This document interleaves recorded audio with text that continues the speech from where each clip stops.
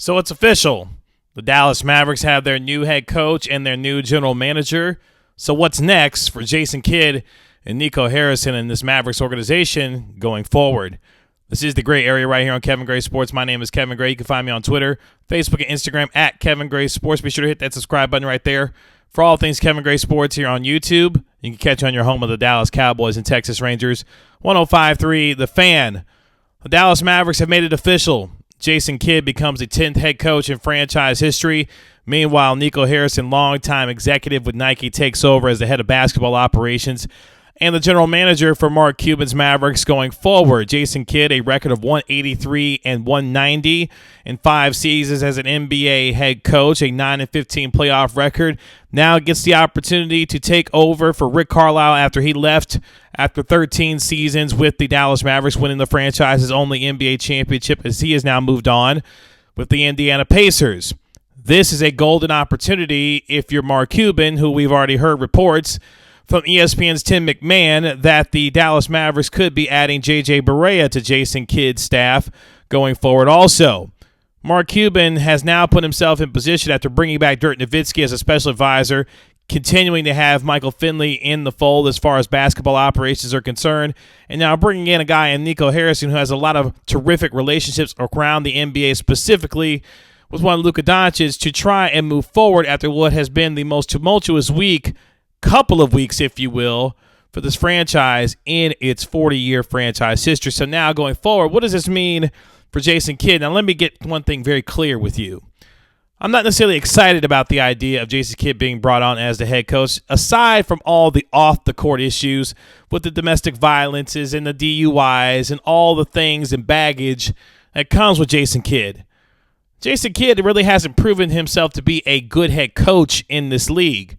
The fact that he comes in now 7 games under 500 all-time as a head coach with an opportunity to coach a generational superstar in Luka Doncic at the age of 22 doesn't necessarily inspire a lot of confidence. So you say, Kevin, this is more about Jason Kidd's ability to have relationships and how guys like LeBron James and Damian Lillard enjoy and like the idea of potentially playing for Jason Kidd in Damian Lillard's case, in LeBron James's case, actually playing under Jason Kidd as an assistant coach under Frank Vogel with the Los Angeles Lakers for the last couple of seasons. And I get all of that.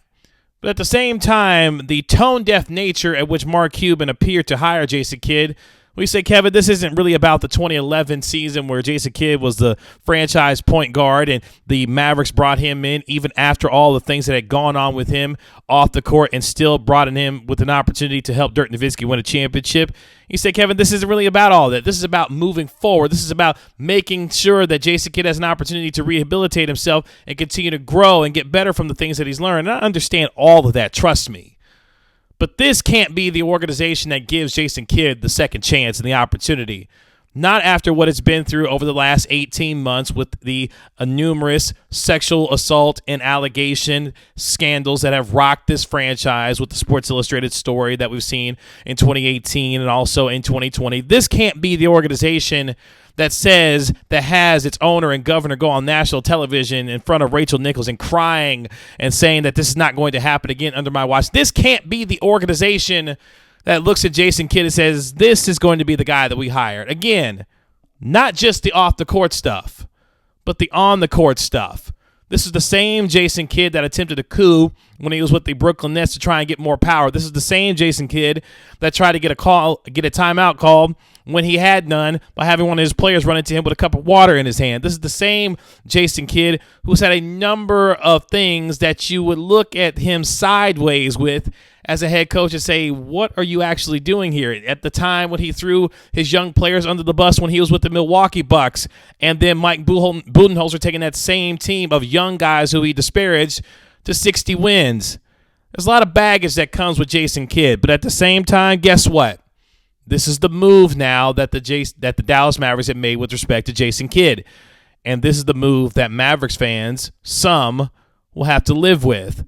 Now, all of this, or I should say a lot of this, can be put to the side if Jason Kidd comes in and wins basketball games. But more importantly for a guy, Nico Harrison, a longtime executive with Nike who is very well and deeply connected with the NBA and its power circles, And its ability to try and attract players to come play with Luka Doncic is going to be the most important factor in what makes Jason Kidd ultimately successful or not.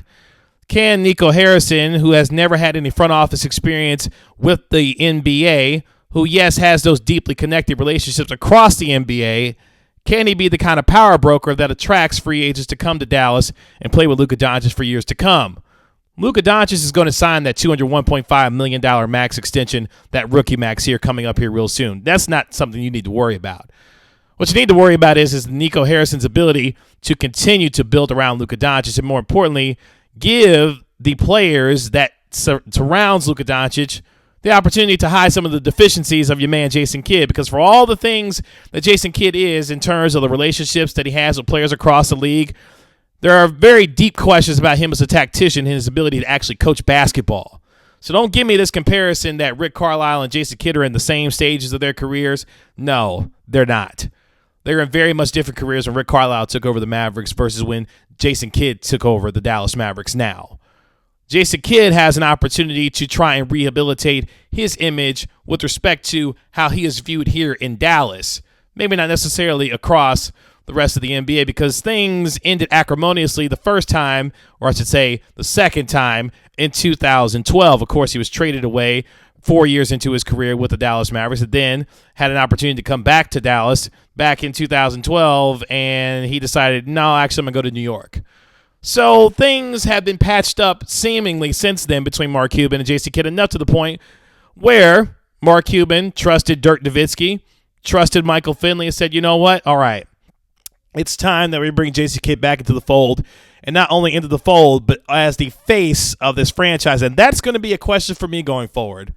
A man is going to have very tough questions asked of him, or should have very tough questions asked of him, when he does have his first introductory press conference about the things that have gone on in his past and how he has learned from them, and if he has done so to the point to give Mavericks fans and those who support this team confidence that they can be inspired by his hire.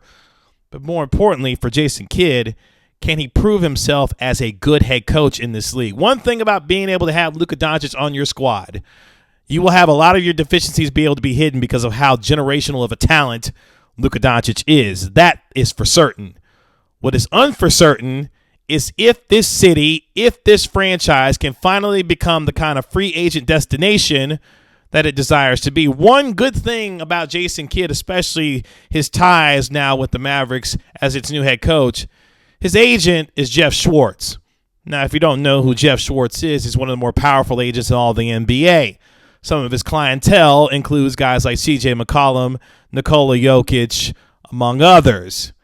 So you could see how this could be a potential destination spot for the Dallas Mavericks, given the connections that Nico Harrison has across the NBA, obviously Jason Kidd's relationships with players around the NBA, and how his agent and Jeff Schwartz has certain clients, especially in this free agency class, like a John Collins, for example, about why the Mavericks decided to go with Jason Kidd and Nico Harrison, especially if you view them as a combination package.